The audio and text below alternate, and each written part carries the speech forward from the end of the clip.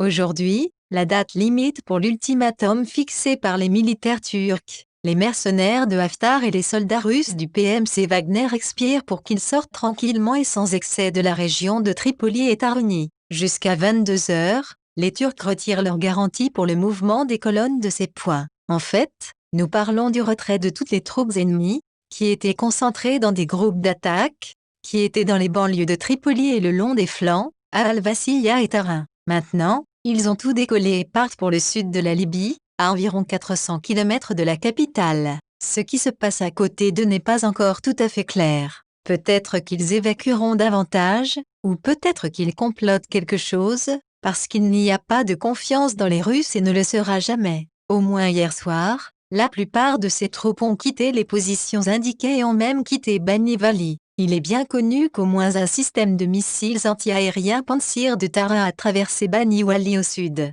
Les observateurs locaux n'ont pas pu établir la position d'un ou deux systèmes de défense aérienne Pantsir, qui opéraient dans la région de Taruna Tripoli, et tout le reste était déjà parti vers le sud. La nuit, un convoi de 323 véhicules a traversé le village de Nesma jusqu'à l'intersection d'Al-Botam et s'est dirigé vers le sud jusqu'à Al-Kufra. Entre-temps, il a été signalé qu'une dizaine de combattants russes MiG-29 et Su-35 sont arrivés en Libye. Ils ont été enregistrés par les systèmes de défense aérienne turcs et américains. Les Américains les ont même vus se rapprocher et ont noté que les marques de reconnaissance sur les combattants étaient repeintes. Des sources en Syrie signalent que les voitures envoyées en Libye ne font pas partie du groupe aéronautique de la base aérienne de Khmamim, mais y sont arrivées quelques jours avant d'être transportées en Libye. C'est là, à Khmamim, que des étoiles russes et d'autres marques d'identification ont été enlevées sur les chasseurs et ils ont survolé la mer Méditerranée sous la forme de chars de combat récupérés par des mineurs des mines de Donetsk en Ukraine.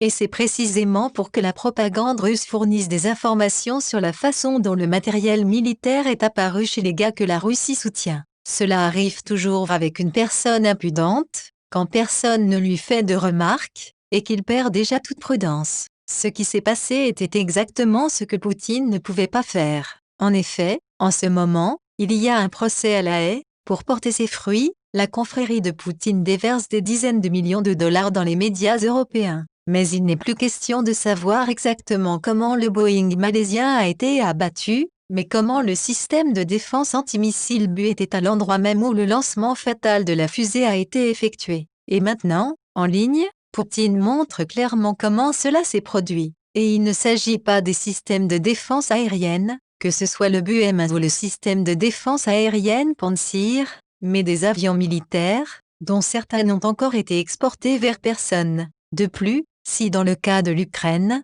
vous pouvez toujours trouver des excuses stupides, alors vous devez voler en Libye au-dessus de la mer Méditerranée, où tous les vols, en particulier de tels combattants, sont enregistrés par des dizaines d'outils de détection. Autrement dit, le transfert d'aéronefs est documenté de telle manière que tout tribunal de la ville de La Haye le prendra comme preuve. Par conséquent, lorsque la question se pose de savoir si Poutine pourrait donner l'ordre de transférer BU-M1 en Ukraine, la réponse a déjà été reçue. Il venait de donner l'ordre de déployer les derniers combattants, et comme à Bucha, les marquages y étaient barbouillés. Vladimir Poutine peut donc commencer à sécher les biscuits dans son bunker. C'est l'heure.